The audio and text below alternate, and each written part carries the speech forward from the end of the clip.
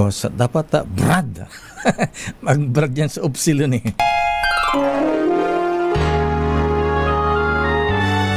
Kauna-unahan sa Pilipinas.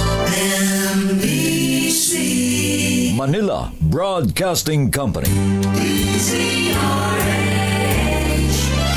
DZRH, member, kapisanan ng mga broadcaster ng Pilipinas. Oras sa Father Jerry Orbos, alas 8:15.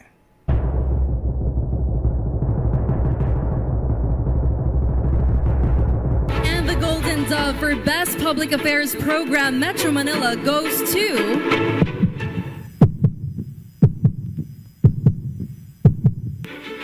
Damdaming Bayan, DZRH. Programang nakikinig, programang inaalam ang masasabi mo, programang magbibigay ng tama at totoo para tama ang alam mo. Tara, usap tayo para malaman ang Damdaming Bayan.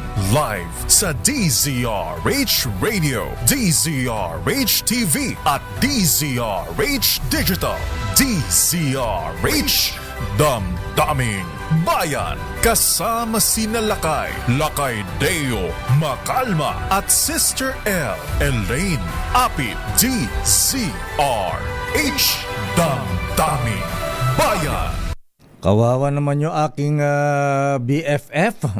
Bira naman unjust vexation lang ang bilis ha. Di man lang pinatapos yung kanyang almusal kahapon sa Century Park Hotel ha. Diyan pala sa may Century, ayan, Sheraton ba? Ayan, diyan sa may Resorts World. Ang bira naman, balik oblo na naman aking BFF. Ayan. Sana bago si BFF na hinulit, ikinulong, sana. Di ba, mga kuyang mga ateng? Sana inunang arestuhin at irap sa media ang mga nagnakaw ng bilyones sa flood control project scandal. Damdaming Bayan.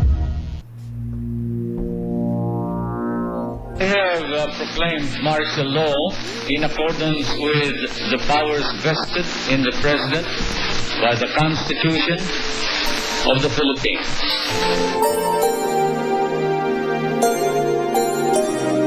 I have vowed never to enter the political arena again. I shall dedicate the last drop of my blood to the restoration of freedom and the dismantlement of your martial law.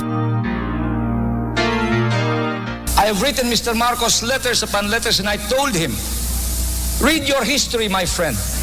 I have no hatred for you. I only have pity, because if you do not see, if you do not remove your blinders, you will meet the same fate of all the dictators of history. There has never been a single dictator in history that has lived forever. It would be better if he left everybody alone. And if he wants to come back on his own, and not under the pretext that he's going to help me, because I don't think his presence will be of much help. To continue living and to continue fighting, he said, it's more courageous. And ultimately he said, if you believe in the divine will, do not interfere with his will. Let his will be done.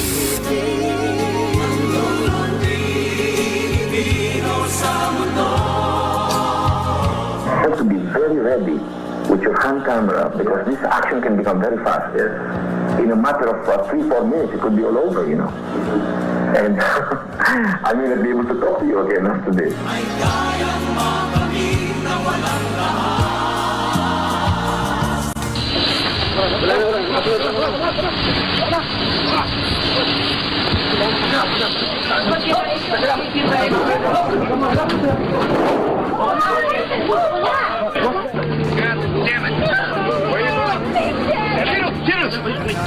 Sa aming bayan, The killing might have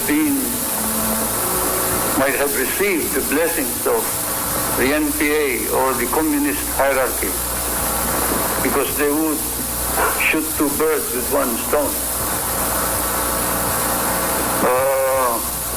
They would eliminate Aquino, who was responsible for some of the liquidation or killings according to them. Bigyan ng pansin. I understand the opposition has been asking for an election. In answer to their request, I announce that I am ready to call a snap election.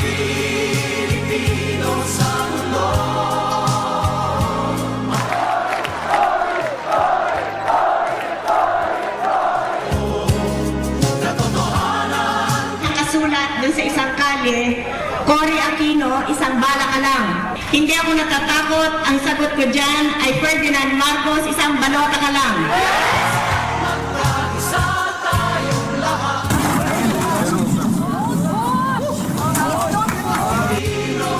Mr. Marcos is determined to remain permanent dictator, come hell or high water. I am determined to stop him. We are not involved with any foreign power. We are involved in serving and protecting the interest of our people. I came here because of my sincere conviction that the time had come to reverse the situation. I told you that it had been building up in my perception that General Ver and the President were bent on making themselves permanent in our society. This is Cardinal Sin speaking to the people. I am indeed concerned about the situation of Minister Enrile and General Ramos. I am calling our people to support our two good friends. We just wanted to show you that we're still here and that we're strong and that organized and ready to neutralize any force. The Air Force is ready to mount an air attack. We request the civilians to leave the vicinity of Camp Cromwell immediately, Mr. President.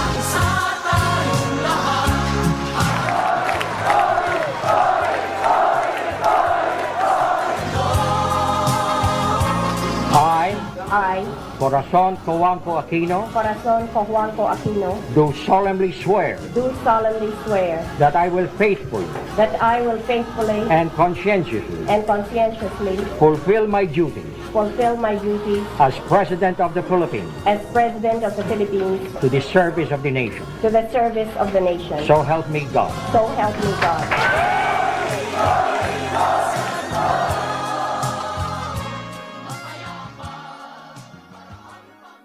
Sa pangarap na maging mapayapa ang ating bansa, ang pangarap nyo ay pangarap ko. Sa pangarap na maging maunlad ang ating bansa, ang pangarap nyo ay pangarap ko. At sa pangarap na maging mas masinang ang kinabukasan natin at ng ating mga anak, ang pangarap nyo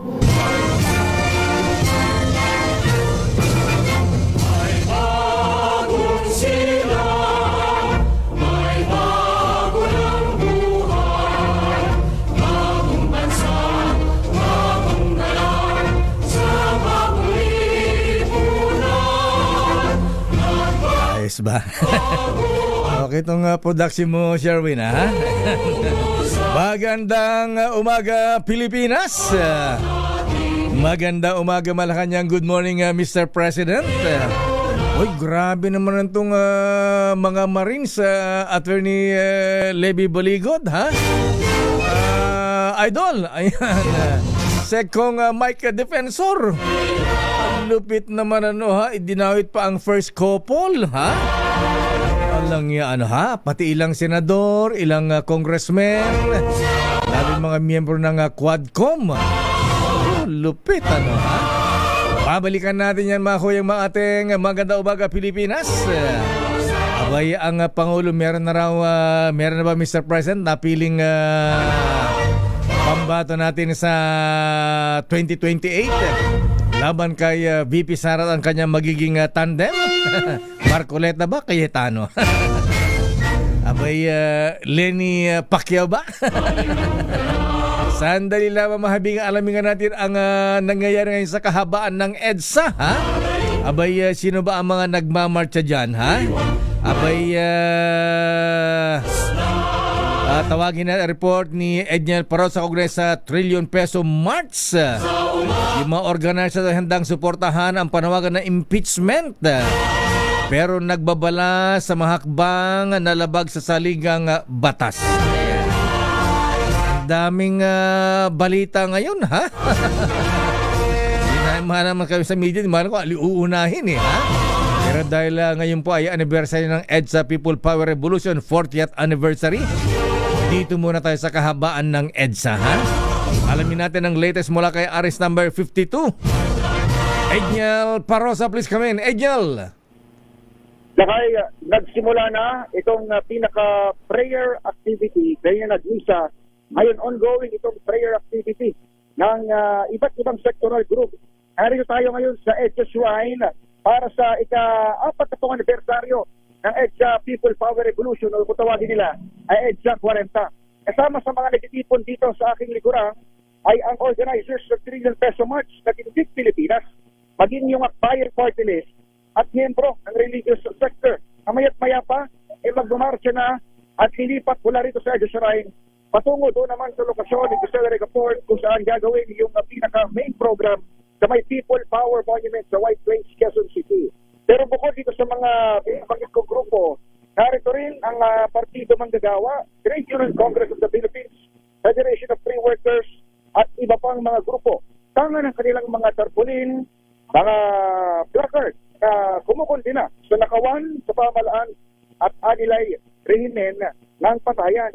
Hindi bababa sa 5 grupong na monitor ng Campo Crame na nagkasa ng aktibidad lakay para ngayong araw na ito sa anniversary ng People Power Revolution. Pero napansin-pansin hindi magkakasama sa kanilang mga activities itong organizers ng Trillion Peso March at yung bahagi naman ng mga makakaliwa o yung mga leftist group. Ayon kay Kiko Aquino D, co-convener ng Tindig Pilipinas, kontra sila sa panawagang pamagsakin ng pamalaan. Dalabag sa 1987 Constitution na tinawag niyang diwa ng EDSA 1. Pero nilinaw niyan, handa naman nilang suporta yung ibang mga panawagan basta legal at dumadaan sa tamang proseso gaya na lamang ng usapin ng impeachment. Pakinggan natin si Kiko Aquino D. Yung mga ganong panawagan na pabagsakin, tingin ko may pagka-gray area yan kasi minsan pwedeng pabagsakin sa mapayapang paraan, minsan pwedeng pabagsakin ng mas marahas at nakita rin natin na may ganong parang I think kailangan nating maging safe itong araw. So kung ang panawagan po ay impeach or resign, pasok yan sa Constitution, ipagtatanggol ko po yan. Pero yung iba sana maging conscious lang po tayo na parte ng diwa ng People Power ay yung ating 1987 Constitution as well. At dinig ng isa sa mga convener ng grupong Tindig Pilipinas. Pagtapos sila lakay na magtipon-tipon dito sa EDSA Shrine at manalangin, sila ay magmamarcha patungo doon sa White Plains, Quezon City para doon sa main program dyan sa may People Power Monument. Dahil itong EDSA Shrine kung saan tayo nakatayo, ito ay no rally zone. Ibig sabihin, walang permit na ibinigay dito ang Quezon City o yung mga lokal na pamahalaan rather para magsagawa ng mga kilos protesta. Nakausap natin kanina si NCRPO Director, Police Brigadier General Anthony Abrin, at ang kanyang binabanggit ay sakali mang mayroong bumalo ng mga pasaway na grupo at magsagawa ng rally dito sa mga isinasagawang mga selebrasyon kaugnay ng EDSA 40, sila ay bibigyan ng karampatang oras para mapag-usapan, pero handa ang PNP na magpatupad ng kanilang mandato at umaresto ng mga lalabag sa batas. Pakinggan natin si General Abrin. Magse-celebrate sila ng anniversary kasi may program po rito. Then, hayaan po natin sila. Pero yung pag-celebrate na yon at na-transform na sa rally ay ibang usapan na po. Anong gagawin, sir, ng police? Makikipag-usap po tayo, makikipag-dialogue po tayo sa mga organizers. Then, after the dialogue, then kung ano yun ang pag-usapan, ay yun ang i-implement na. Dito lamang sa EDSA Shrine, nasa 3,000 polis ang nakakalat para sa pagbabantay ang labang ng seguridad para nga dito sa EDSA 40. Pero pagdating doon sa may EDSA People Power Monument ay nasa maximum na 20,000 na katao. Yung inaasahan natin, kasama na dyan yung mga dadalo sa pinaka-Trillion Peso March 3.0. Laban pa rin yan sa katiwalian at syempre, iba't ibang issue ang pumalot ngayon sa ating pamahalaan. Mula rito sa bahagi ng EDSA, ako si Edniel Parrosa na DZRH. Una sa Pilipinas, una sa Pilipino. Daming Bayan. Maraming salamat, Edniel Parosa at mula dyan sa EDSA Quezon City. Abay, meron din pala sa Maynila, ha? Sandali lamang, Attorney Levy Baligod, ha? Kuyang, ha?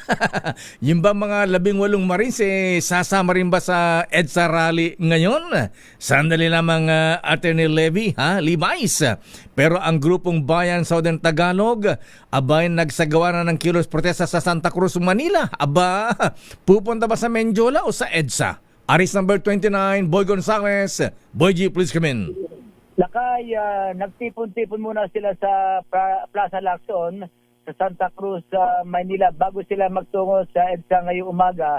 Ang mga progresibong grupo mula Timog, Katagalugan sa panguna ng bagong alyansang Makabayan o Bayan Timog, Katagalugan bilang pagunita sa ika-40 anibersaryo ng 1986 sa People Power. Sentro ng kanilang protesta ang mga paglusot sa 8 bilyon na pondo para sa flood control na iniugnay kay Pangulong Ferdinand Marcos Jr. At ayon sa grupo, ginamit ang pondo upang suportahan ng mga kandidato ng administrasyon sa nakalipas na halalan. Nananawagan din ang grupo na panagutan kay Pangalawang Pangulong Sara Duterte Kaunay naman ng irregularidad sa confidential at public fund expenditure. Ang binigyan din nila na walang sinumang opisyal ang dapat takpan ng alyansa o pangalan ng pamilya. Dala nila yung mga nagprotesta, ang mga placard na may nakasulat na Never Again sa Marcos Duterte at Marcos Duterte, panagutin, patalsikin. Nagpahayag ang grupo na ipagpapatuloy nila ang panawagan para sa malinaw na investigasyon at tunay na pananagutan. Kaalis lamang nila Lakay, mula dito sa Plaza Lacson, Santa Cruz, ay sasakay sila ng imasa kanila Lakay, nakaparking dyan sa Liwasang Bonifacio. At nagmarcha na sila patungong Liwasang Bonifacio bago naman magtungo dyan sa EDSA para sumama sa iba't ibang grupo na magsasagawa ng kilos protesta ngayong anibersaryo ng EDSA People Power.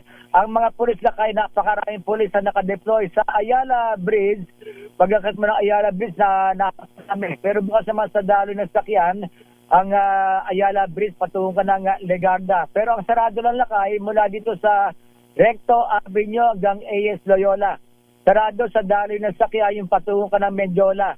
Kaya yung ibang motorista ay kumakaliwa patungo ng AS Loyola, patungo sa area ng Bustillo sa kanilang mga destinasyon. Naka-red alert ang maraming pulis sa Maynila kaugnay sa anibersaryo ng EDSA People Power. Ito si Boy Gonzales para sa Disaris Una sa Pilipinas, una sa Pilipinas. Daming Bayan. Maraming salamat, Boy Gonzales mula sa Maynila. Sandali lamang, Attorney Levy, ha? Ayan, abay ang mga Marines ba? Ayan, kasama kayo sa EDSA Shrine mamaya. Akala ko ba, Yubal, bawal ang rally dyan sa EDSA Shrine. Bakit daw yung unang mga bus na mga relista para sa trilyon na peso mas ay nagdatingan sa EDSA Shrine? Baka naman may misa muna bago magmarcha. Alamin natin ang detalye mula kay Aris number 5. Val Gonzales, please come in. Val. Mayor, ngayon lamang ay nagsimula na niya magmarcha itong malaki-laking grupo na nanggagaling dito sa EDSA Shrine patungo dito sa EDSA People Power Monument. Ngayon lamang tumatawid, Mayor, dito sa kahabaan nitong Ortigas Avenue. Itong malaking grupong ito na magmamarcha na ngayon at sasama doon sa grupo ng trillion peso march protesters na nandun na ngayon dyan sa bahagi ng EDSA People Power Monument. At pinangungunahan itong grupo, itong si Kiko Aquino D na siyang nangunguna dito sa sasagawang pagmamarcha patungo doon sa bahagi ng EDSA People Power Monument.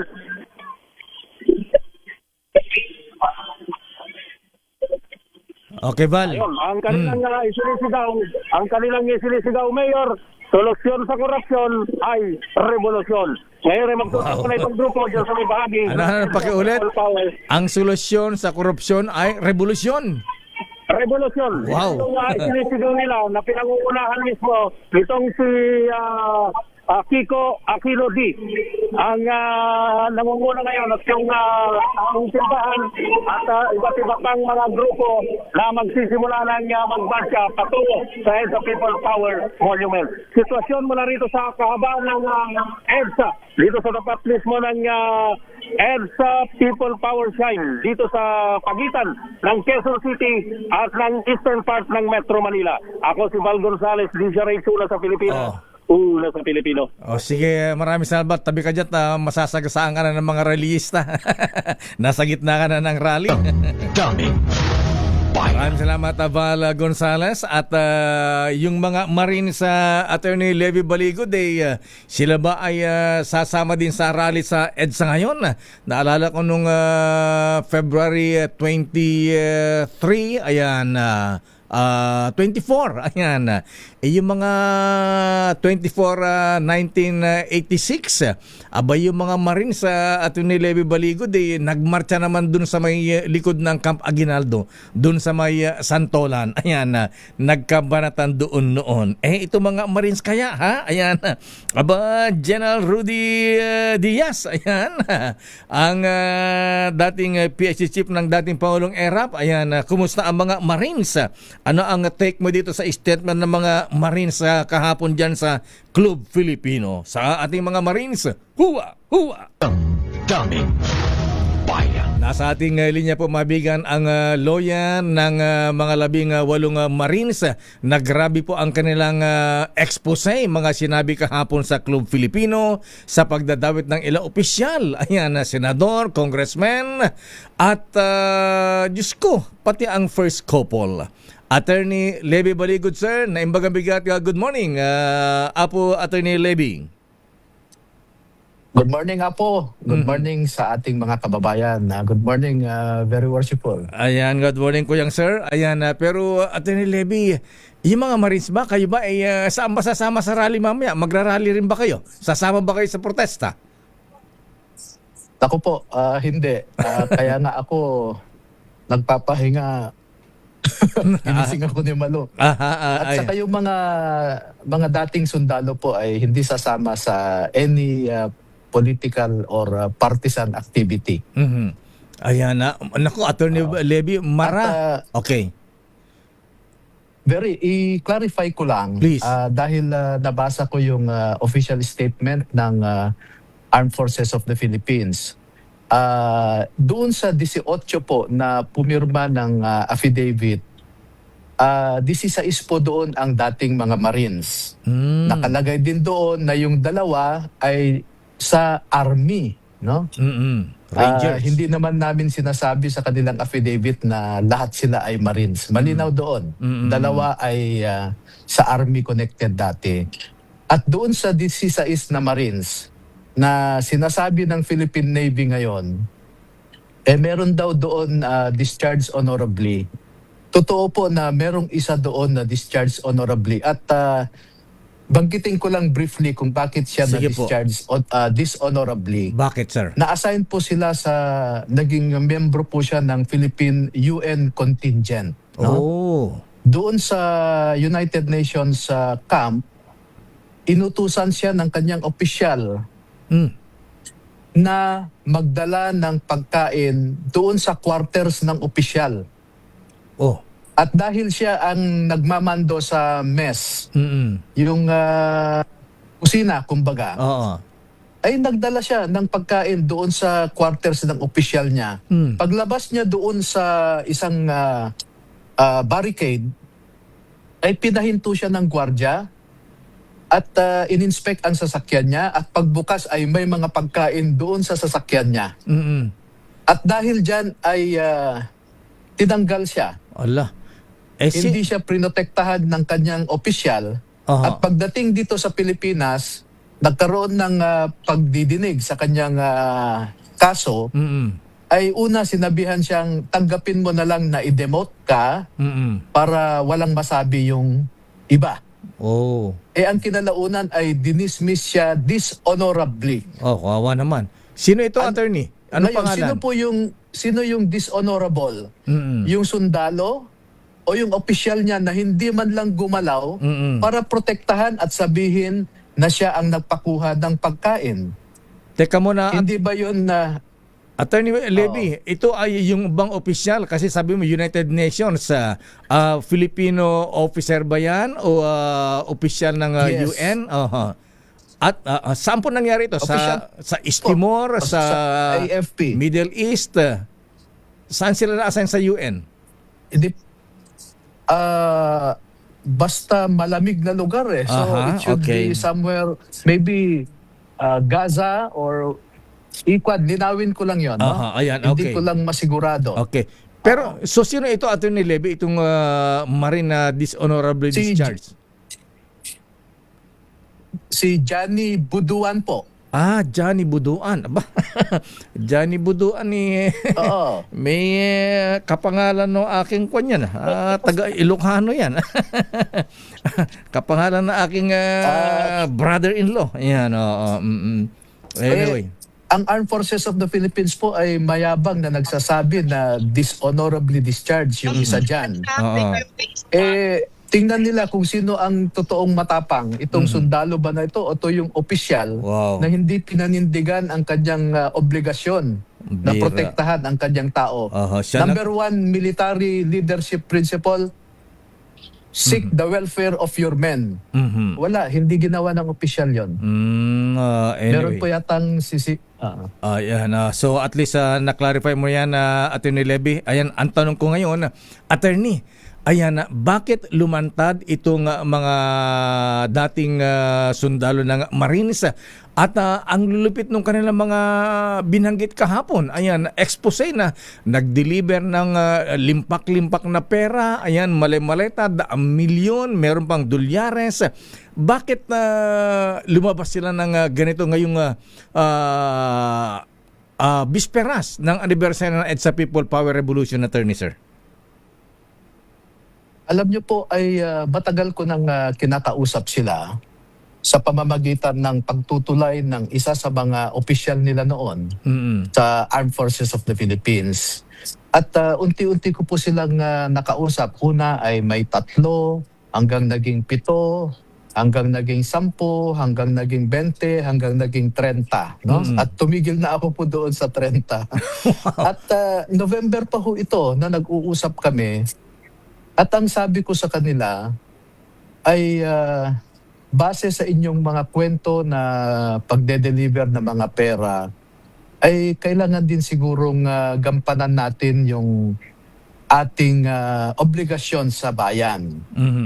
At sabi ko nga ay marami silang sinalihan na mga bakbakan. Pero ito ang panahon na dapat sila magpakasundalo sa ating bayan. At meron din silang sentimento sa nangyari kay Master Sergeant Cutesa na nagsasabi naman daw siya ng totoo pero trinato siya ng Senate Blue Ribbon Committee na para bang siya pa ang gumawa ng kasinungalingan. At merong isa dyan na kakamatay lamang ng kanyang apo, no? Dahil simple lang ang sakit ng kanyang apo pero namatay sa hospital dahil walang maibigay na gamot ang ospital. At nung nalaman niya na ang mga pera na dinedeliver nila ay galing pala sa kabad ng bayan, ay nagkaroon siya ng muni-muni. At lahat po ang mga ito ay nagmuni-muni at nagdesisyon na ibahagi sa mga kababayan natin ang kanilang nalala. Kung bakit po kahapon sila lumabas, kami po, ako at sila ay nag-decide na kailangan nang ibahagi ito. At makisali kami sa damdamin, no? Yung the spirit of the EDSA 1986 revolution na yung mga tao ay kumilos na para tapusin o tumigil na ang pag-aabuso ng mga nasa gobyerno. But I want to make this clear, we are non-partisan. May mga dumating nga po kahapon doon na na-observe ako na medyo identified sila sa so-called Duterte camp. Ay pinagsabihan ko sila na kung maaari ay wag silang sumali doon. Pero sabi nila, hindi nyo naman ho kami pwedeng pigilan na manood ng inyong press conference dahil nalaman namin sa ilan naming mga kaibigan sa media na magkakaroon daw ng isang matindi na pagbabahagi ng mahahalagang impormasyon. Attorney Levy, bago natin ituloy yung kwentuhan natin about yung mga support, may habang nag-uusap tayo ay may akong tinanggap na information dito, officer ng Philippine Marines. Pakibanggit daw po yung kung anong former units nila at mga serial numbers itong mga Marines, Attorney Levy. Meron ka bang detalye ng mga ito? Alam nyo po, ay basahin nyo na lang yung Armed Forces of the Philippines official statement na inilabas. Pati yung Philippine Navy, may nilabas nila na doon sa 18 ay 16 lamang ang former Marines at 2 pa daw doon ay dishonorably discharged. No? So I think we don't need to share with you their serial numbers. Okay. Alam mismo ng Navy at AFP. May record Itong na nagtatanong po na Marine officer po na yan, siguro taga M2 ito. Alam niya dapat yan. Ano yung M2? Di ko alam yung M2. Intelligence unit po ng Philippine Marine Corps. Ganun ba yun? Oo. Anyway, so attorney, sabi mo non-partisan itong grupo ninyo kasi medyo nagkakulay dahil alam natin na magbanggit na ako ng isang pangalan. Dumating yata si dati namin kasama sa broadcast si Kuya Jay Sonsa. Dumating din yata kahapon dyan sa Club Filipino. Kaya medyo nagkaroon ng kulay, attorney.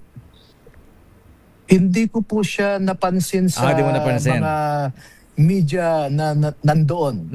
At hindi rin po siya nagtanong. Okay. So anyway, Attorney Levy, ayan, yung timing ang tinatanong dito. Bakit daw before anniversary ng EDSA People Power Revolution ang paglabas nila? Kasi sabi na, hindi kaya part ito ng destabilization. Meron ba ganyang plano, Attorney Baligod, sir? Ano po ang sa mga nagtatanong po kung bakit kahapon lumabas? Gusto ko pong tanungin, kailan ba dapat? Ano ang proper timing sa mga bagay na ito? Hindi ko po maintindihan kung kailan dapat. Kasi dapat matagal na po yan, pero ako naman ay binavalidate ko din po yung kwento nila. Matagal na po akong gumawa ng isang draft ng kanilang affidavit base sa kanilang kinaikwento at nakailang ulit pong tinatanong ko ulit sila para makita ko kung totoo yung sinasabi o hindi, kung nagbabago ba ang kanilang sinasabi o hindi. Ilang beses po yan at nagtanong-tanong din po ako sa ibang mga kasamahan nila dati na hindi lumabas ngayon. Para makumpara ko kung totoo ang kanilang mga sinasabi. I did my vetting also doon sa mga sinasabi po nila. Sa bagay, kaya nagtagal po yan. Opo. Sabi ko nga, November ko pa sila nakakausap, December, January. So talagang tiniyak mo na totoo yung kanilang mga statement at nagpakita ng prueba. Ayan, yung mga litrato kasama yung mukha nila, litrato na sa mga pagdi-deliver ng pera. Ayan, ano ba, pati eroplano, mga helicopter na pinaglagyan. At yung mga address, tama po yung mga address, Attorney Baligod, sir. Opo, kasi yung mga pictures po yan ay madali lang magpakita So ako naman, chine-check ko, sino ang kumuha ng litrato na ito? Kailan ito kinuha? Kasi makikita mo po yung properties ng picture Kahit nasa cellphone yan, titingnan mo ay kinuha ang larawan na ito sa ganitong petsa, sa ganitong oras. So validate ko rin po lahat yon, no? At mag-isa lang po ako dito at meron din akong isang abogado na tumutulong, no, si Attorney Mel. Ay pinag-aralan din namin yung kanilang sinasabi. Sabi ko nga po, para akong nagko-cross-examine sa kanila, paulit-ulit, at nakikita ko naman na consistent yung kanilang sinasabi. At marami pa pong litrato dyan at video. Tsaka, yung Opo. Tsaka wala namang pagtatanggi na sila ay nagtrabaho kay dating Congressman Saldico, hindi po ba? Opo, at nagkaroon din po ako ng excuse me. nagkaroon ako ng pagkakataon na meron isa akong kakilala na kaibigan pala ni Saldico. At sabi ko, nakakausap mo ba si Saldico? At sabi niya, oo, pwede mo bang tawagan? O sige, i-text ko at iset ko na magtawagan kami, sabi niya. At nakinig ako sa kanilang conversation. Ang una, sabi ko ay, pwede mo bang sabihin kay Saldico na sa mga taong ito ay ibigay niya yung kanilang last month salary, yung kanilang 13-month pay at saka termination pay. At alam ni Saldico kung sino ang mga ito. At sabi niya, nandyan naman yung mga opisyal nila dati na mga tauhan ko rin, naaalagaan naman sila, sabi niya. Hindi tinanggi ni Saldico na tauhan niya ang mga ito. Ayan. Hindi rin sinabi ni Saldico na hindi niya binayaran sila or something. At yung mga sinasabi nila ay, naku, mas marami pang revelation si Saldico sa kanilang conversations po. At ang pagkakaalam ko ay nag-iisip, tumitimbang itong si Saldico kung lalabas siya ulit para magsabi pa ng additional o nakikinegotiate sa gobyerno para tumahimik na lamang siya. Dahil alam ng gobyerno po kung nasaan yung kanyang air assets, nasaan yung helicopter niya, nasaan yung kanyang jet. At ito ang mga tinitimbang-timbang niya kasi baka kukunin ng gobyerno ang mga ito. Bilyones din po ito. Okay, Attorney Levy, ayan, binasa ko yung affidavit. Although nasabi mo, hindi pa nga, sabi nga ni Congressman Mike kanina, hindi pa official dahil hindi pa yata notaryado. Anyway, siguro draft yun. At nadawit dito, nabanggit ang first couple, ang Pangulo at First Lady Attorney at maging si Congressman Sandro. Yung bang sinasabi ng mga Marines na nag-deliver sila, sino ba ang aktual na tumanggap ng pera? Attorney Baligod, sir. Doon sa Ilocos, ang tumanggap ay si Sandro mismo. Wow. At pagkatapos ng ilang oras, sumunod si first couple, no? At nag-usap sila doon, nag-overnight pa sila doon. At nagkaroon pa sila ng mga litrato, no? So hindi ako nagdududa na talagang pumunta sila sa Ilocos, nag-deliver kasi doon sa eroplano ay kinuhanan pa ng litrato yung mga maleta. Wow. May picture ba sila sa mag-asawa?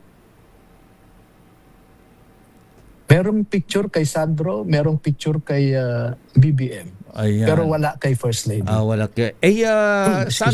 saan daw galing yung pera, attorney? At para kanino? Para saan daw yun? Yun ang hindi alam ng ating mga sundalo, no? Kung para saan. Kasi ang sinasabi lang nila sa kanilang affidavit ay ganito. Galing sa iba't ibang mga kontratista o ibang mga tao, katulad ni Congressman Guardiola, ay nagde-deliver sila ng mali-maletang pera dito sa Valle Verde 6. At doon ay sinecheck ng staff ni Saldico kung kumpleto ba yung dineliver siguro. Ayan. At pagkatapos niyan ay dinadala sa Horizon Homes sa BGC. Doon talaga ang imbakan nila ng mali-maletang pera. Wow. At galing sa Horizon Homes papunta sa iba't iba na. Papuntang Forbes Park, papuntang New Manila, papunta dyan sa Baclaran, papunta sa bahay sa Green Hills, papunta sa bahay sa Quezon City. So ganun na po, no? So, at sigurado po sila na walang duda po na pera yung dinedeliver nila. Ayan. Okay. Attorney, isa pa po, yung kay Senator Antonio Trillanes, ayan. Kaya pala may mga, kaya pala may mga advance information si former Senator Antonio Trillanes, kausap pala niya yung mga taga-ICC. Ayan. Ano ang participation naman ng mga ito? Bakit nasama rito sa eksena, Attorney Baligod, sir? Kasi, noong before September 2023, December of 2023, ay sinamahan nila si Paul Estrada at saka si Mark Tiksay yata. Ang sabi, kasi may dala-dala silang dalawang maleta, na tig 56 million ang laman. Meron kasi silang code Nakasanayan na nila na bawat maleta may code yan. Alam nila kung magkano ang laman. Okay.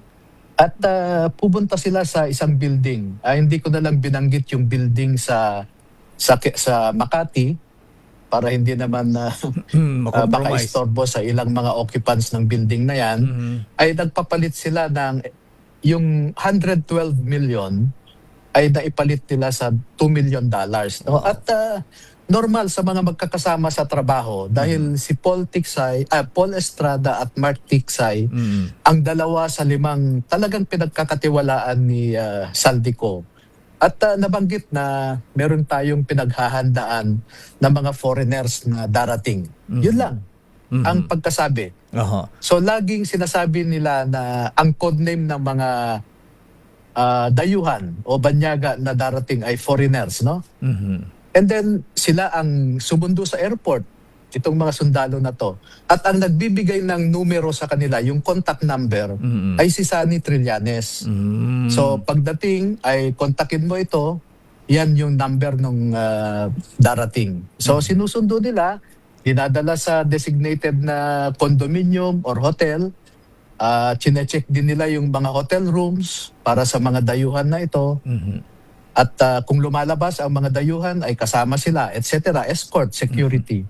Hanggang sa nalaman nila na ang mga ito pala ay taga-ICC.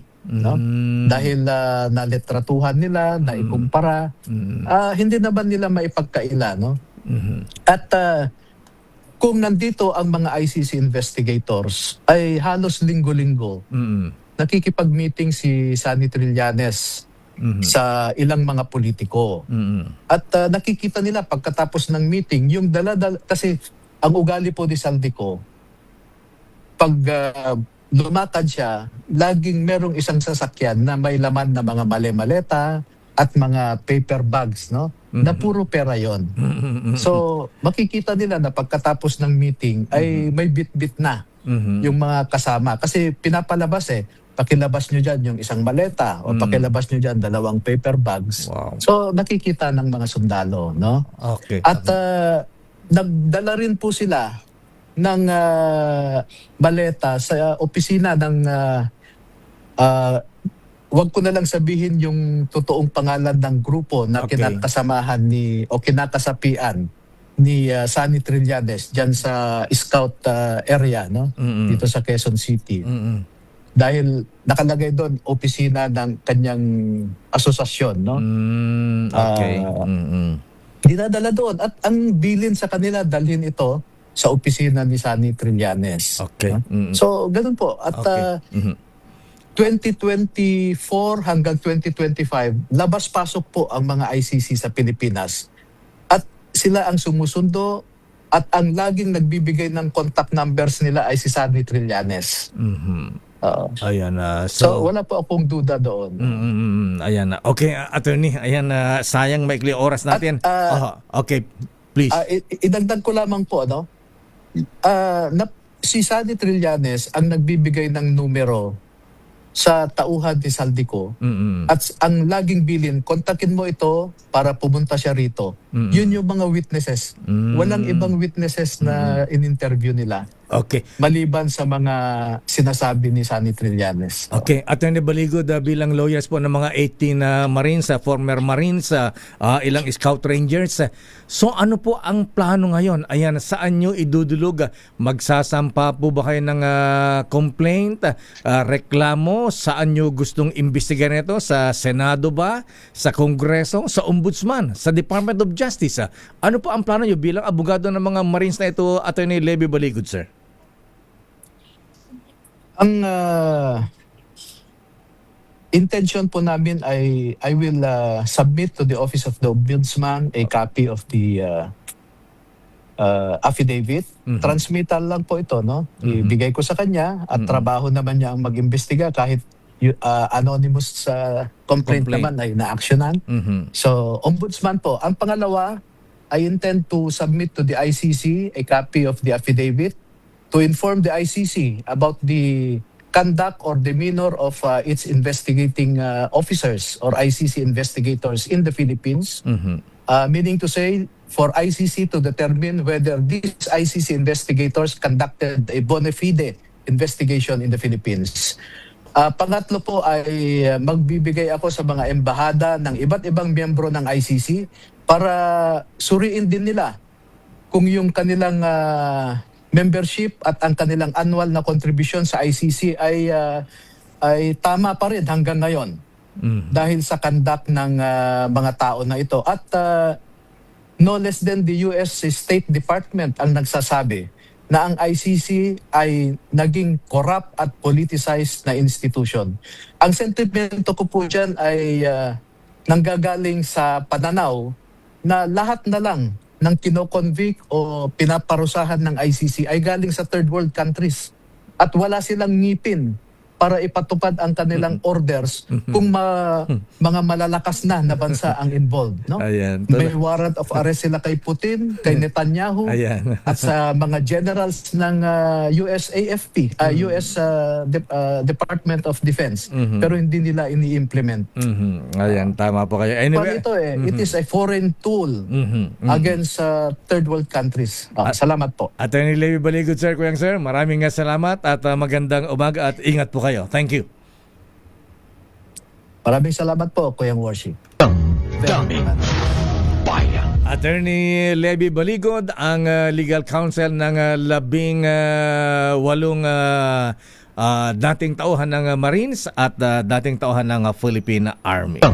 Daming bayan. Wow, saan pupunta ito? At grabe, totoo kaya lahat ang mga ito, ha? Ayan, babalikan po natin lang pang mga reports. Sandali lamang, Let Narciso, ano ba ang reaksyon ng Malacanang dito, ha? Ayan, pero ang sabi ng presidente kahapon, mukhang meron na silang pambato sa 2028, ha? Ayan, pero ay pampangalanan kung sino, ha? Pero kung babasahin mo ang mga body language, parang Lenny Pacquiao yata, Let. Daming bayan. Mahaba pa yan. Oras, Sister L. 9:01. Ang oras na yan ay Sa loob ng ilang dekada ng serbisyo sa pagbabalita ng inyong lakay, patunay ako na mahalaga ang malakas na resistensya sa araw-araw. Sandali lamang, Senator Antonio Trillanes, malaking tulong sa akin ang N Plus Gold. Isang nutritional powder drink na specially formulated para sa healthy aging at daily nourishment ng katawan. Malaking tulong ito kaya inyong lakay ay aktibo pa sa pagtatrabaho. At nakakasabay pa ako sa mga kapitbahay kong millennials sa pagja-jogging. Kaya ikaw din, Vice President, kabayan Noli de Castro, get well soon, ha? Ayan. At Kuyang Boy Pique, get well soon, Kuyang. At si Fiscal Bernie Cabiles. Mukhang kailangan nyo rin ng N Plus Gold, mga Kuyang, ha? At alam nyo naman, ito ay full pack with vitamins and minerals. Tama-tama ang N Plus Gold sa pangangailangan ng ating katawan, lalo na po kapag nagkakaedad talaga, ha? Ayan.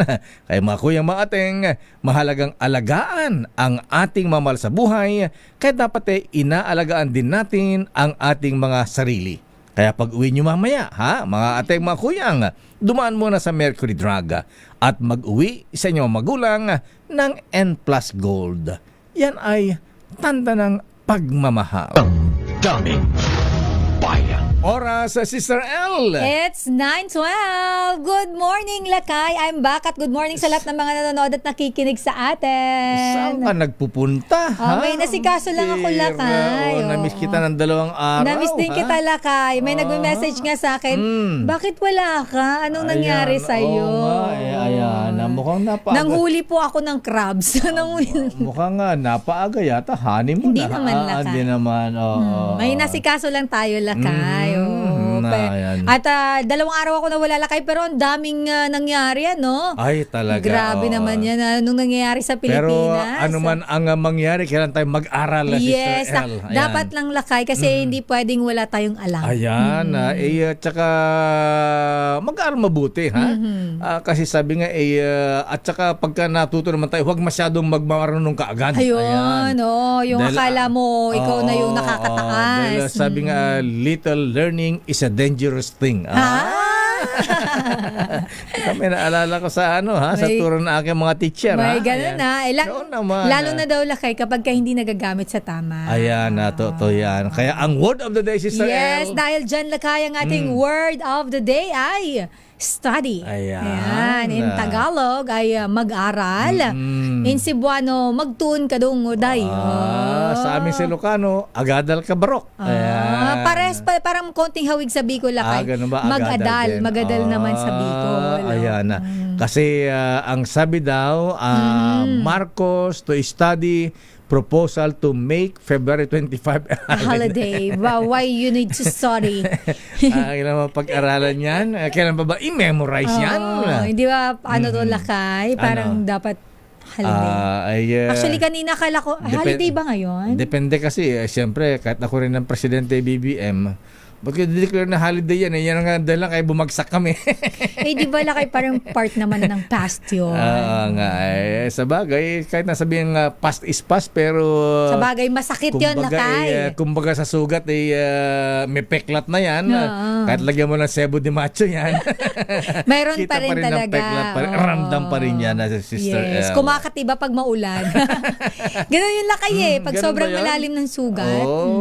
Pero eto na ang ninong ng bayan. Saan ba mabigyan ng limpak-limpak na salapi ang ating ninong ng bayan? Eto na lakay, ang ating ninong ng bayan ay nandyan sa may barangay San Isidro, Cainta, Rizal. Ninong Sherwin!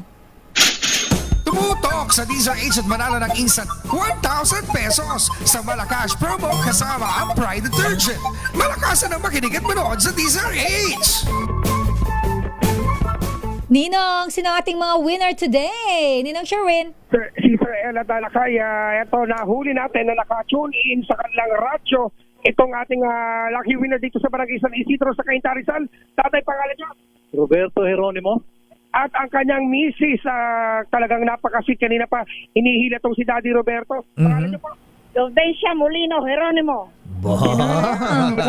Kompleto. Snappy si ate, yellow, ha? Oo, lakay. At nahuli natin sila na naka-tune in. Dahil bakit di siya rin siya pinakikinggan niyo po? Kompleto kasi ang balita saka tunay live sila yung mga totoong nagbabalita. Ikaw talaga kuya, masyado kang prangka, di ka sinungaling.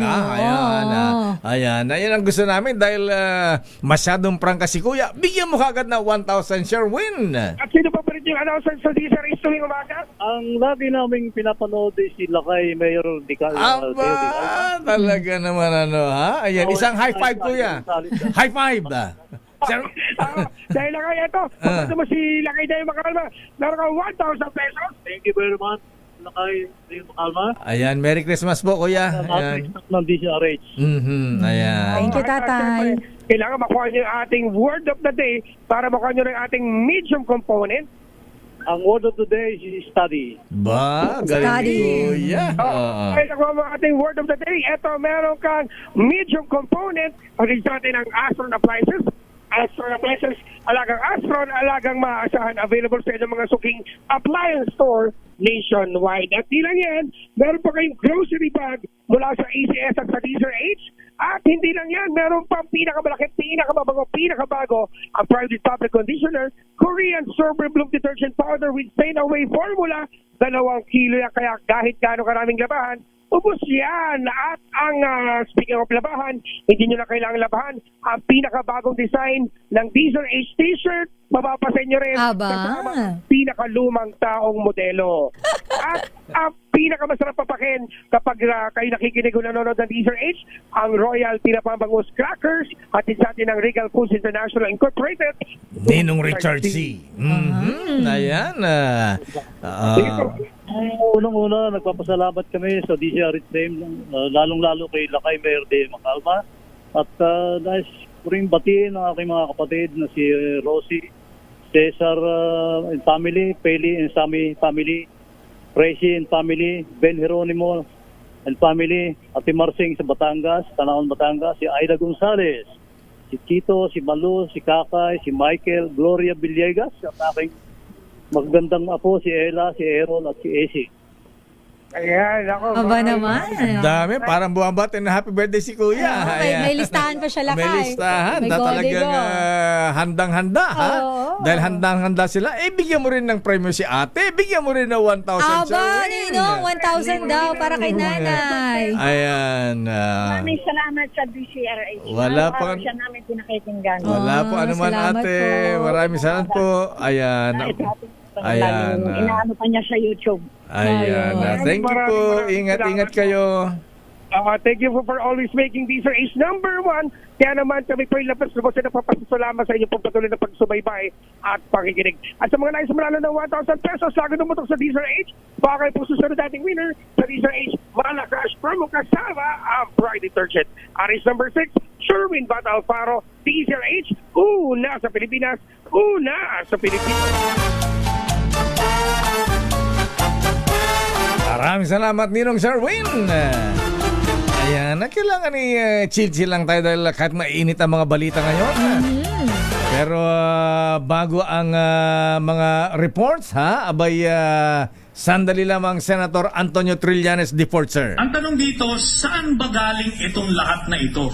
Apparently, base sa ating mga bugwit or informante, no, to borrow the term used by one of our local broadcasters, ayon sa ating bugwit, base sa ating bugwit, ika nga ni Mr. Deo Macalma. Anong sabi ng bubit mo sa International Criminal Court, Senator Trillanes, sir? Napakalayo ng inabot, Lakay. Napunta ng ICC. Napunta ng ICC. Sandali lamang, ha? At alamin mo natin ang report mula sa Malacanang. Eto muna, ano ang Lakay. latest mula kay Presidente? Dahil ang pagpapalakas daw ng kalakalan, target naman ng Pilipinas sa chairship ng ASEAN. Alamin natin ang buong detalye sa report ni RH14, Ms. Leth Narciso. Ms. Leth. Since Alakay, naniniwala si Pangulong Ferdinand Marcos Jr. na kailangang patatagin ng mga bansang kasapi ng ASEAN ang kanilang supply chains at palakasin ang kalakalan sa loob mismo ng rehiyon. Ayon sa Pangulo, isa sa mahalagang aral mula sa COVID-19 pandemic ay ang pangangailangan gawing mas matibay ang supply chains, lalo na sa pagitan ng mga kapwa bansang miyembro ng ASEAN. Sabi ni Pangulong Marcos, parang nasa 20 ng kabuang kalakalan ng ASEAN ang nagmumula sa intra-trade o kalakalan sa loob ng rehiyon, habang 77% ay mula sa labas ng ASEAN. Kaya naman nagkasunduan niya ang mga miyembrong bansa na unahing palakasin ang ugnayang pangkalakalan sa loob ng ASEAN region. Binanggit ng Pangulo na kabilang sa mga hakbang na tinatalakay ay ang pagbuo ng Common ASEAN Power Grid at ang pag-standardize ng mga proseso sa importasyon para mas mapabilis ang transaksyon at mas mapalalim ang pag-unawa sa mga batas at sistema ng pagnenegosyo ng bawat bansa. Layo nitong maibalik ang ASEAN bilang isang malakas na pwersa sa pandaigdigang ekonomiya. Slet, abay, masaya ang discussion dyan na kahapon, ha? Ayan, nakipag-banter ang presidente, ha? Ano? Lakay, game na game si presidente, sinagot yung mga tanong. Dapat ganyan. Ayan, para masaya. Ayan, ayan mo request natin kay Secretary Dave Gomez na dalas-dalasan. Dapat sa mga media men din, ha? Dapat ganyan ng presidente para at least nababasa natin. Oo, na-explain. May sagot ka agad. Nalalaman natin yung mga sagot sa mga issue. Katulad ng issue ngayon, grabe yung expose ng mga Marines at dating Scout Rangers kahapon sa Club Filipino, ha? Yung mga kliyente ni Atty. Levy Balicod. Anong reaksyon ng Malacanang doon ng Presidente Ms. Let, ha? At idinadawit ang mag-asawa, first couple. Sa ngayon lang ay wala pa. Mamaya malaman natin dahil pero ang briefing si Yusek Castro. Ayan, pero sino ba ang kanyang napipiling kandidato? Hindi niya pinangalanan Lakay. Sabi nga niya hindi pa niya endorse tayo. Pero may binanggit siyang mga qualification na dapat daw maging presidente. Oo, Lakay. Kailangan daw ay marunong sa ekonomiya. Ayan yung qualification ni dating Pangulong Digong? Wala pa akong nakita na new crop politicians dito sa ating bayan. Frankly, wala akong nakita. Wala akong nakita na pwede talagang maging presidente. Alam mo, sa totoo lang, presidente ka, hindi ka marunong pumatay at takot ka mamatay, ay huwag ka na mag-presidente. Walang mangyari sa bayan. Kung podo utos ka lang, in the end, ikaw pa yung kontrabida. Ikaw na yung gumawa para ikaw talaga ang bida. Ako, hindi ako kasama laki sa mga katangiang binanggit ng presidente. Ayan, sabi ni Atty. Kaufman, hyperbole daw. Ayan, figure of speech lang. Hyperbole.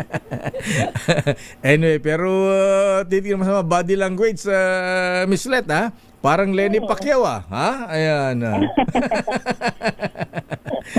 Sa bagay, malayo Wala pa. pala kayo Malayo pa. Okay, so ano pa schedule ng presidente ngayon? Sa ngayong araw na kayo, walang aktibidad ng presidente sa labas ng palasyo. So, malaman natin mamaya kung kapag ganito kasing wala siyang event sa labas ng Malacanang, meron siyang mga private meeting sa palasyo. Ayan, akala ko pupunta rin ng EDSA at manonood ng concert ng Ben and Ben. Okay nga rin, maraming salamat, Let.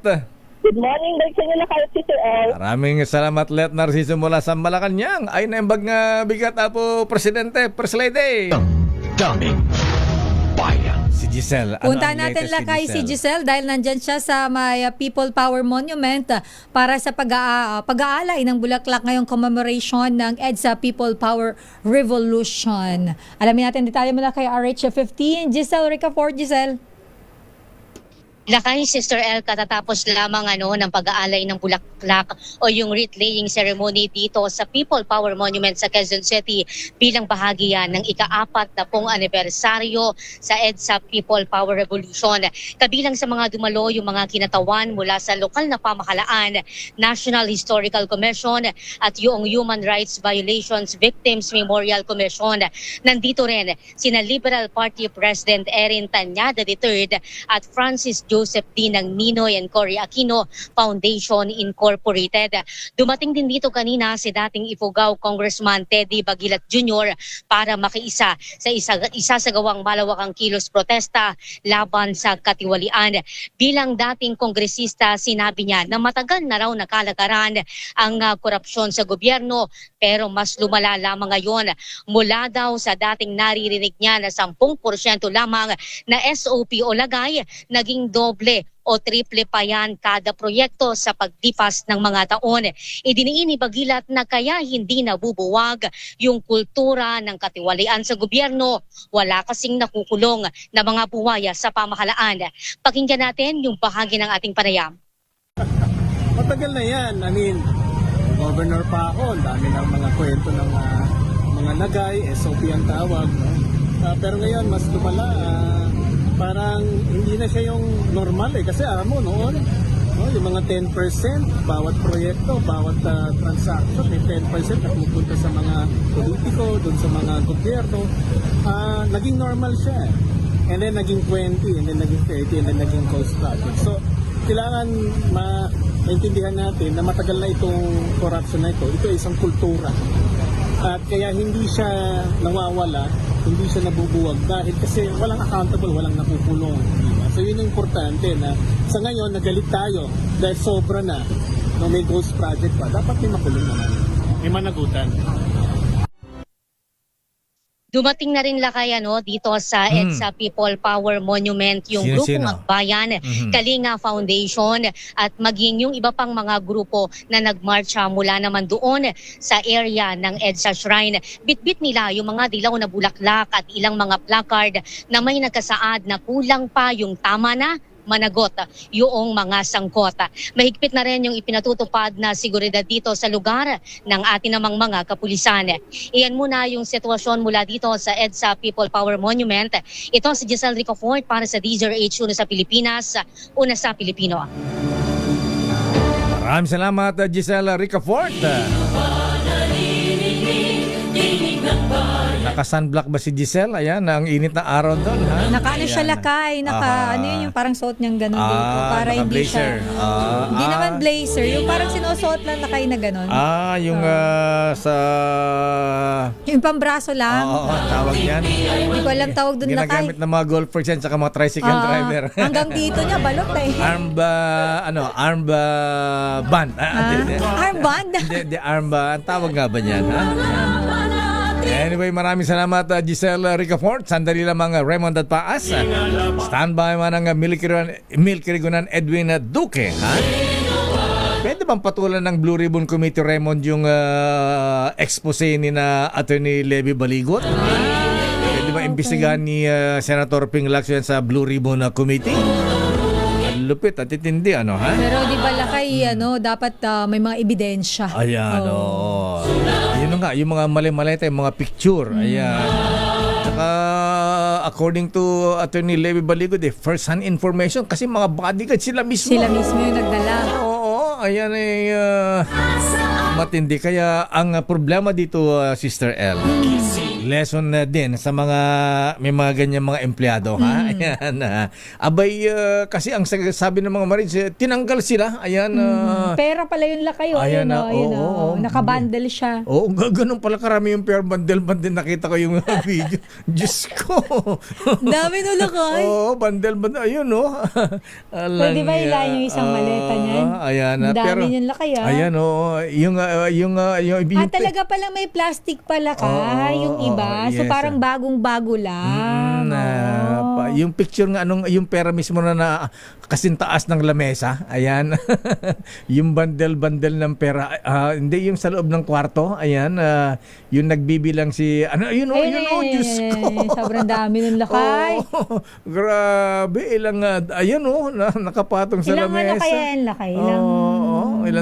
Ilang milyon kaya yan. Alang Kasi sobrang dami. Kaya mukhang nagalit din yung mga Marines sa Sister L.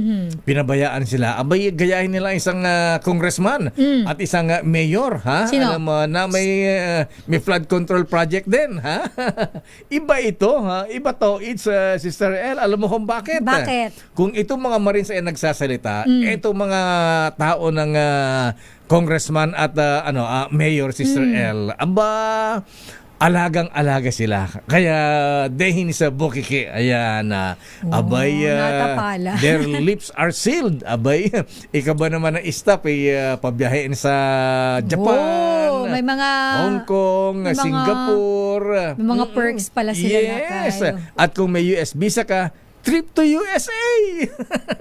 Ganun silang mag-asawa mag-alaga, Sister L, ha? Kaso yung pera. Yun lang. Daming Samantala, standby Raymond, standby Milkirigunan, standby Edwin Duque. Kaya dapat inaalagaan din natin ating mga tauhan. Ayan. Kaya lang alagaan yung mga tao nyo. Kung gumagawa kayo ng kapalpakan, ayan, talagang lalabas at lalabas din yan, ha? Ayan, parang pagmamahal din yan, ha? Kat anong gawin natin, talagang lalabas kung mahal mo isang tao, ayan. O kaya kaplastikan lang yan, ayan. Kailangan natin dyan, natural, ayan. Natural na init sa pagmamahal. Ayan, kailangan natural na kaligayahan. Kaya dapat, Sister L, ha? Sabi mo kay architect, ha? Express love naturally gamit ang honeymoon tea. May tagla itong natural herbs na tumutulong upang maipadama at maipakita mo ay yung pagmamahal sa natural na paraan. Ginigising nito ang init ng iyong damdamin, making each night honeymoon. Ang honeymoon herbal tea, Senator Idol Rafi Tulfo, ha, ay mabibili sa mga suking butika sa halagang 90 pesos bawat sachet lamang. At ito ay mabibili sa Mercury Drug, Watson, South Star, TGP, Generica at iba pang mga butika. Subukan ang honeymoon herbal tea para express love naturally. Daming bayan. Oras, Sister L. It's 9:32. Jolina Magdangal po for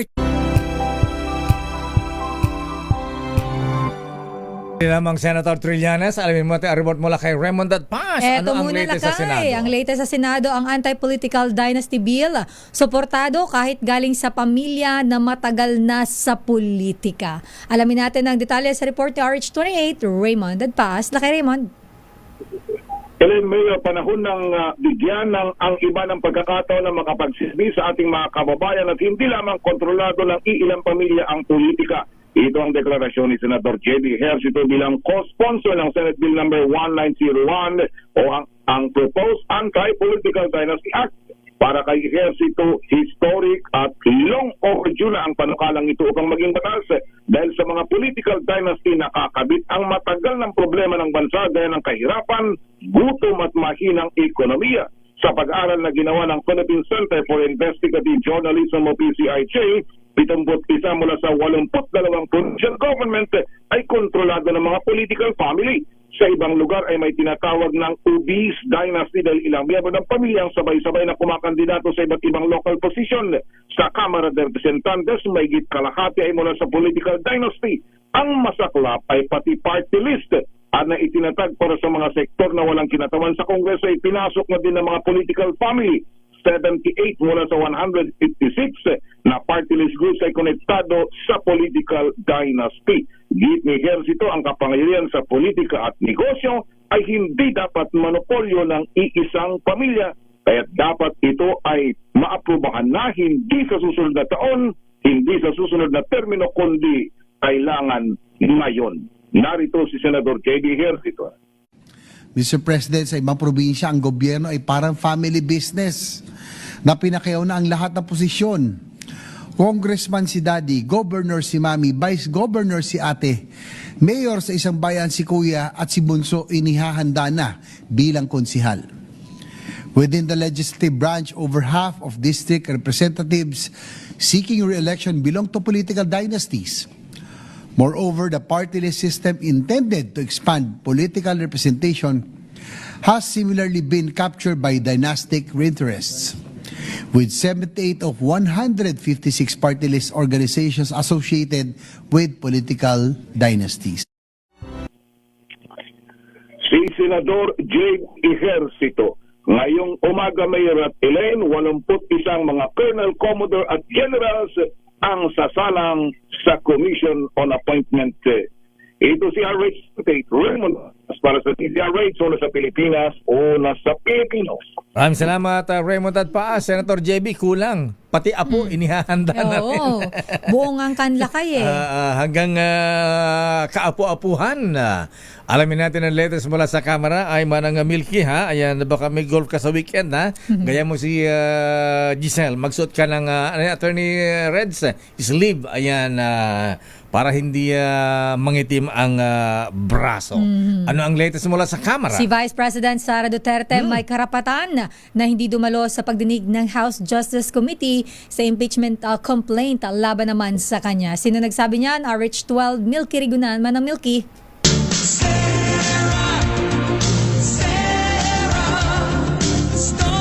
Manang Milky, anyari kay BP Sara.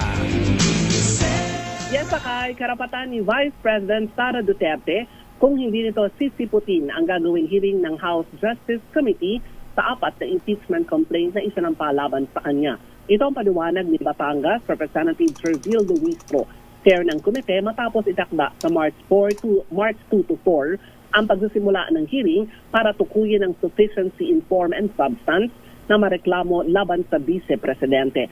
Ayon kay Luistro, igagalang ng komite kung hindi dadalo sa mga pagdinig ang VP dahil karapatan niya ito at papaira lamang niya ang waiver. Kumpara sa hearing sa impeachment complaints laban kay Pangulong Bongbong Marcos, tinaya ni Luistro na mas mahaba ang magiging pagdinig sa impeachment complaints laban kay VP Sara. Paliwanag ni Luistro, iko-consolidate ang 4 na impeachment complaints sa isang impeachment proceeding at ang physical consolidation ay malalaman kung meron ang batayan ng probable cause.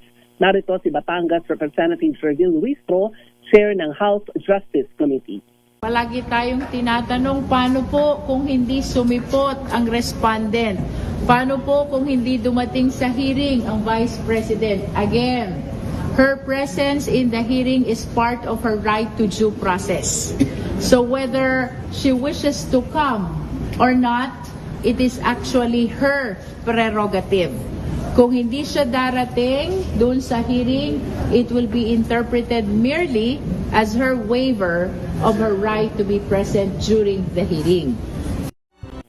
Samantala, kung pasado naman sa form and substance, mag-i-issue ng notice ang komite kay VP Sara para sagutin sa loob ng 5 calendar days, 3 calendar days to reply, at 3 calendar days to file a rejoinder. Ayon pa rin sa pinuno ng chair ng House Justice Committee, si Batangas Representative Jervil Luistro. Ako si New Criguna nagulat para sa DCRH, una sa Pilipinas, una sa Pilipino. Maraming salamat ng Milky Rigunan. Abay, naku, pati mga members ng Quadcom ng Milky, ha? Abay, hinga mo rin sila ng reaksyon, ha? Abay, special mention dun si Congresswoman Estela Suarez Kimbo, ayan, si Kong JJ, at si Congressman Kong Hun, at iba pa. Ayan. Sandali lamang, Sister L, at narito na ang man of the hour. Ayan. Ito, saan ba galing itong lahat na ito? Apparently, base sa ating mga bubwit. Anong sabi ng bubit mo, Senator Trillanes? Saan ba nanggaling itong 18 Marines? Ayan. Senator Trillanes, sir, magandang umaga po sa inyo, Senator. Good morning po, Sen. Magandang umaga po sa inyo, Lakay Deo at Sister L. Ayan, abay, long time no here, Senator sir. Ayan, oo.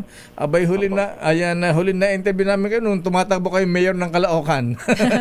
Tama. Ayan, Senator Trillanes, sir, ano po ang inyong reaksyon? Abay, special mention po kayo kahapon dun sa Club Filipino ng isang miyembro ng dating Marines na kayo daw po ay nag-entertain sa mga taga-International Criminal Court, Senator, sir. Ito po, Lakay Deo, liliwanagin po natin. Please, sir. Hindi po totoo na tumanggap ako ng $2 million o kung anumang halaga para daw pansuhol ko sa ICC operations o kung anuman para sa anumang bagay. Hindi po tayo tumanggap kay Saldico in any way. Ito pong kanilang inilabas dyan po sa press ko nila kahapon, maliwanag po yan ay para i-discredit yung ICC bunga ng ongoing proceedings po ngayon sa Dahig. Nakita nyo po, yung aligasyon na yan tungkol kay Saldico at yung mga mali-maleta na yan, last year pa po yan, ilang buwan inimbestigahan yan ni Ugong, ni Chismis tungkol sa ICC o sa akin, wala naman pong lumabas. Kaya, tapos ngayon, sa lahat ng araw na ginawa ng Diyos, kahapon nila ilalabas yun sa gitna nitong mga proceedings na ito. Kaya po, malaking kalokohan yan. Ako po ay magpa-file ng cyber libel cases at Levi Baligod, Mike Defensor, Jason Sa at doon sa 18 na lumabas kahapon na apparently yung 4 pala ron hindi naman sundalo at iba naman mga nag-abol. Kaya nakakalungkot man para dun sa mga dating sundalo na yan, pero talagang kailangan nilang harapin itong kasong isasampa ko kasi hindi naman pwedeng ganun-ganun na lang nagagawa-gawa kayo ng kwento. Alam niyo po, Lakay Deo, yes, sir. $2 million. Naisip ba nila kung paano yan, hindi ko nga maisip paano papalitan yan at paano mo ibibigay, paano ilalabas ng mga taga-ICC yan. Di ba? Alam naman ng mga nagbabiyahe, paano mo ilalabas ang $2 million cash? Hindi ko maisip. So anyway, basta harapin nila yan. Kilala niyo ba, Senator Trillanes, itong mga binabanggit nilang mga taga-ICC? Itong si Chantal Daniel, si Glenn Cala, William Rosato na sinasabing kausap po ninyo? Yan pong mga yan, kilala ko po. At ito nga, dahil dyan, doon sa ginawa nilang in-expose nila yung mga pangalan, pati yung mga testigo, ito po ay violation ng Article 17 ng Rome Statute at ito po, malamang sa malamang ay kakasuhan sila ng obstruction of justice kasi nilagay nila sa peligro yung buhay ng mga ICC investigators at higit sa lahat yung mga testigo. Alam nyo ho, ganito, no? Yes, sir. Yung pagbabantay ng mga ICC at yung mga testigo, ano bang krimen doon? Bakit nila, kung sila ang security doon at pinagtiwalaan sila ng buhay nitong mga ito, tapos ngayon ay i-expose mo, ilalagay mo sila sa peligro para saan? Para ni Digong? Alam niyo, hindi ko maisip kung anong tinitindigan nilang tama na sinasabi nila eh. Kung sinasabi nilang 2.5 years sila nag-security dito sa mga ito, bakit hindi nung simula? Nasabi mong mali yan. Bakit ngayon kayo lalabas? Alam nyo, very malicious, highly suspicious yung timing nila at very, very dangerous sa buhay ng mga nasabi natin mga tao. Senator Trillanes, sir, so sa inyo pong pananaw, base po sa inyong obserbasyon, ito po bang ginawa nila dahil nag-start na nga yung confirmation of charges sa dating Pangulo dyan sa ICC? Ano po ang tingin po ninyo dito? Bakit nila itinaon? Ano po kaya ang kanilang agenda? Yun nga po, sister, para lang madungisan, magkaroon ng question. Na tipong, kaya naman pala, ganito, nasuhulan. Kasi nakita nyo naman, di ba? Palagay ko, yung inyong reporter, hindi nga naka-attend siguro doon. Talagang paspasa na press con para lang hindi matanong. Kakitnaan itong hearing na ito. Pero sabi ko nga, hindi yan uubra. Hindi yan uubra sa mga taga-ICC, gagawin nila. Nakita nyo naman yung ebidensya. At po, na mga hustong edad na, yung mga mulat na nung panahon na yon, yung mga piniplay nila ng mga video na yan, narinig natin yan. Alam natin na totoo yan, hindi katang-isip yan, hindi fake news yan, at alam din natin yung mga nangamatay na libo-libong Pilipino rito. Dati pinagmamalaki nila. Ngayon, naghahanap sila ng paraan paano nila makalusot dun sa mga pinagagawa nila.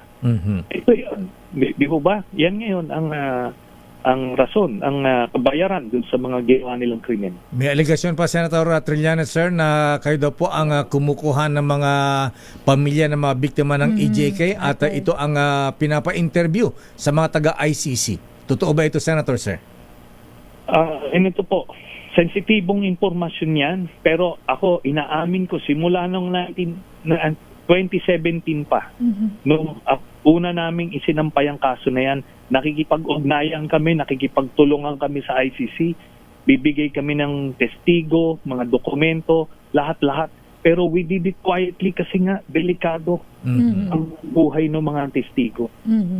At nung dito, ano ba ang mali doon? Hindi ba yun ang tamang gawin? Kasi nga hindi mo na makakamit yung justisya dito. Alam nyo, Lakay, alam nyo naman yung sistema dito. Sinong prosecutor ang mag-iimbestiga dyan kay Digong? Sinong judge ang mag-i-issue ng warrant dyan dito sa lokal? At alam nyo naman, sila nag-appoint yung mga karamihan na nasa hudikatura. Di paabsuelto at ano yan. And daming mga panatigo pa, ang dami pang mga death squad na nakalaya. So paano? Sinong testigo nga harap dyan? Kaya nga natin dinala doon. Yun po yun. May aligasyon din, Senator, sir, na madalas na kayo mag-meeting ni na dating Congressman Salico at dating Speaker Martin Romualdez. Alam niyo po, yung mga sinasabi nila yan, ano ang connection dito? Ano ang krimen dun sa sinasabi nila? Kahit sinong i-meeting ko, kahit sino pa yan. Ano ang krimen? Ano ho ba yun? Ayan. Dapat magbigay sila ng aligasyon, sabihin nila kung ano yung violation. Pero itong ginawa nila na pinalabas nila yung mga picture ng mga mukha ng mga ICC investigators, bakit nila ginawa yun? Di ba?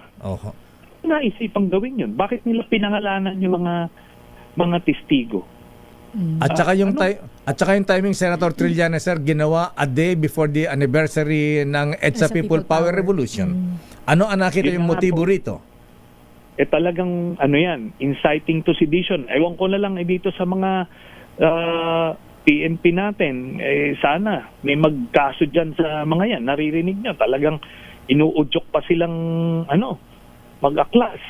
Pero hindi uubra kasi alam nyo, kitang-kita, basang-basa ng mga kababayan natin yung modus nitong mga ito. And by the way, na-identify namin kaya ang kakasuhan ko, hindi lang sila Levi Baligod at itong mga humarap na mga dating sundalo daw, kung hindi, pati si defensor.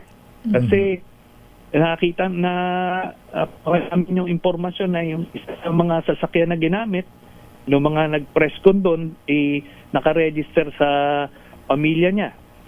Kaya isasama ko yan sila sa kaso. Hindi pwedeng ganyan, di ba?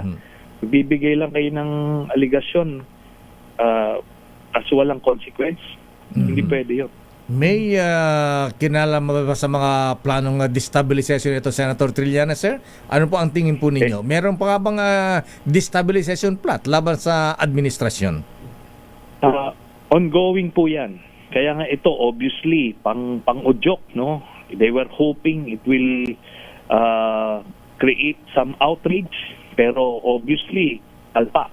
Kaya ito yan. Anuhin natin, pag as soon as I believe, pati si Father Flavi na sinangkot nila doon, sa presko nila, magpa-file din ng kaso, at yung iba pang mga na-mention doon, sila Congressman na De Lima, at kung sino-sino. So, itong mga to, marami tong kakaharapin na So, it's clearly a part of a destabilization plot, at para din madungisan yung integrity ng ICC process sa The Hague, at para na rin ma-preempt yung impeachment next week ni Sara Duterte. Kasi maliwanag kung sino nakikinabang dito sa mga galawang ito. Kaya yan po yun. Senator Trillanes, sir, ayan, meron ka palang bubit sa ICC. Meron na bang arrest warrant lamang kay Senator Bato de la Rosa? At i-issue din ba ng warrant itong si Senator Bongo? Ayan. At ilang generals, retired generals. Yung mga ganyan nga impormasyon po, talagang sensitibo. At ganito na lang. Sila na lang ang manansya. Kung may warrant ba o wala. Ilabas lang kayo. Di ba? Kung mahuli kayo, edi may warrant. Ganun lang po yun. Diba? Ito lang, Lucky Deo. Yes, sir. Ito naman po, hindi ito pamumulitika kung ano man yung nakaharap nila doon. Ito po ay bunga nung krimen na ginawa nila. Bakit? Kasi nung hinalal si Digong bilang presidente ng ating bayan, pinagkatiwala sa kanya yung kapangyarihan para pangalagaan ang bawat Pilipino. Kung may kriminal man dyan, ikulong mo. Kung may addict man dyan, i-rehab. Hindi ting patayin na lang. Tapos ito pang nalaman natin, yung palang mga patayin na yun, peke lang, panakot lang sa lipunan. Kung hindi, dahil meron siyang sariling partner na drug lord, si Michael Yang, na ngayon, nung napatay na nila yung mga kompetensya nila, sila na ang nakapagsolo ng illegal drug trade.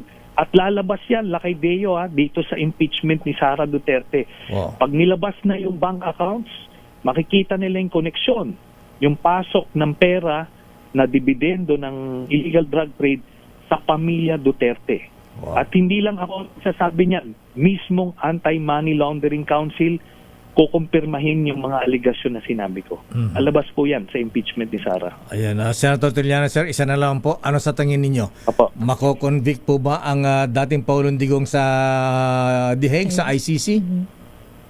Opo, maliwanag po ang polisiya ng ICC. Bago pa lang sila mag-i-issue ng warrant of arrest, kompleto na ang kanilang ebidensya, certainty of conviction. Kaya hindi yan sila basta-basta mag-i-issue lang. Yung probable cause na dinatawag, yung pinakamababang threshold ng evidence, hindi po. Certainty of conviction sa kanila. Kaya pag nag-issue sila ng warrant, kagaya ng nangyari kay Digong, sabihin nun, kompleto na. Kaya kita nyo yung sa presentation nila, very professional, evidence-based. Samantala yung abogado ni Digong, tama, di ba? Panglilihis. Kaya ano po tayo, kumpiyansa tayong conviction ng tuloy niyan. Ayan, ano naman ang reaksyon niya, Senator Sir, doon sa sinabi ni Atty. Levy Baligod kanina, ang ICC daw, yung mga maliit lang na bansa ang ang ina-arrest, convict, sina Putin, sina Netanyahu, hindi daw kaya ng ICC. Hindi lang nahuhuli. Pero pag magkamaling mahuli, idediretso yung lilitisin din yan. Ito si Digong, nagpahuli siya, masyado siyang kumpiyansa. Wala raw warrant. Diba? Very weak daw si President Marcos. Di ayan. Di ba? Okay. Ganun lang po yun. Senator Trillanes, sir, maraming salamat sa paliwanag. Thank you and good morning. Thank you, Sen. Good morning po sa inyo. Mga kaibigan, dating Senador Antonio Trillanes, the third ba? O alam ko, the fourth. The third ba? The fourth. Daming bayan. Ayan. Paano yan, Dong? Mr. President, ha? Abay, ang paningin po ni Senator Trillanes ay mako-convict daw po kaya sa ICC. The order is dead or alive. Ano ka mo, Dong? The order is dead or alive. That is a freedom of expression. Ang kagandahan ng DCRH, Kumisan, hindi naman sa pagano sa ibang istasyon, hindi siya bias. Hindi naaapektuhan yung komentarista ng kanyang personal bias. Daming bayan. Ay, salamat, Attorney Secretary Sala Panelo na nasa The Hague ngayon. Ayan, kasama si na Secretary Bebot Bello. Ayan, Apo Billy Dulay. Ayan, at Missing in Action, Harry Roque. Ba't wala doon? Bigla siya nawala, lakay Yan ang sinasabing international lawyer. Dapat nangunguna sa team ng dating Pangulong Digong. Ilan lang sila dito, lakay? 3, 2 lang. Wanted din. Ayan. At saka yung matalino dun sa kanilang batch. Ayan. Sino lakay? Former Justice Secretary Vitaliano Aguirre. Ayan, di ba? Nawala. Yung nakalbo daw. Sabi. Ay, sabi ng dating Pangulo, di ba? Sobra ka, ano bang... Naubos daw yung buhok. Hindi, sobrang kaaral daw. Ayan, oo. Matalino ang matalino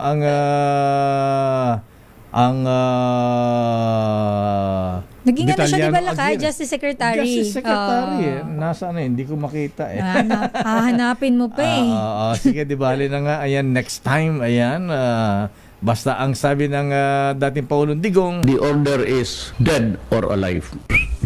That is a freedom of expression. Sabi naman ni Attorney Kaufman, those are pure hyperbole. Figure of speech daw. Daming bayan. Ay, nakatalaga. Sandali lang dahil natin mga issue. Pero batiin mo natin na happy birthday si Ma'am Yolanda Baby Lee ng Toyota Alamang. Happy birthday po. Ma'am Yoli, happy 55th birthday. Binabati niya kanyang loving ex-boyfriend. Ayan. Cesar Lee is the name. Ayan. At si Kuyang Mista, ayan, si Jer Alexander Guo. Ayan. Kuyang Alex, birthday mo pala, di ka nagpaparamdam. Happy birthday, Sir Alex. Binabati ka ng PMA Sandigan 82 at si Mayora Alice. Ayan, from Mandaluyong with love. Ayan. Nasa Women's Correctional. Ayan, Erica Panga Nobol ng Katimugan, happy birthday. Francis Peñalosa ng Vancouver, Canada. Christopher Anyayahan Estardo. Ayan, Grab driver yan, listener natin. Wow. At si Kuyang Attorney Manny Casino ng Globe. Anjo Perez na Manila Bulletin. Happy birthday, pare ko, ha? At saka si Manong Register of Deeds, Jojo Kilala. Naragsak nga pa nagkasangay, Apo Abogado Jojo. Ayan, binabati ka na yung pinsan, si classmate Nonoy Barquez ng Pinili, Ilocos Norte. The road is long with a Oy, may pahabol nga pala. Ayan, sabi ni President Adam SIM Card. Ang ng Xavier School Batch 71, 55th anniversary celebration at reunion February 28, Sabado. Ayan, sa New World Hotel. Kita-kits daw. Good morning, Noble Adam SIM. Bilis naman na oras. At ayan ang kabuuan natin palatuntunang damdaming bayan. Ako po si Deo Macalma. Sister El po, Elaine Apit, stay safe. God bless po. Kakatayin sa mga balita natin. Hindi, karimari-mari. Kailan ba matatapos Oy, nga pala, total nakikinig sa atin ang PNP sa Campo Crame, ha? Nakamonitor sila. Nakamonitor ang command center ng PNP. Command center. Ayan, sa Campo Magandang Crame. umaga po sa inyo. Ayan, please take good care of my BFF. Ayan. Your BFF, itago Ayan, natin sa pangalang oo. Francis Leo Marcos. Ayan, baka mamaya pababayaan nyo yan, ha? Ayan, balik oblo na yan, yung aking BFF, ha? Alagaan ninyo, ha? Ayan. Sana unahin daw na hulihin yung mga nagnanakaw ng bilyones. Yes. Huwag yung acts of ano ba yan? Unjust vexation. Unjust vexation na ang kaso. Ayan. Hindi pa yata nakapag-pension aking classmate, ha? Singilin mo yung utang mo kay Manny Pacquiao. Pautang pa. Akala ko ba, Mayaman. yaman naman ito. Ba't yung lawyer mo wala? Hindi ka na sana sa aking BFF. Operation Tulong susunod na. Wonder Woman, Miss May Binauhan. Bye-bye. Oras, eksakto. Alas 10:08.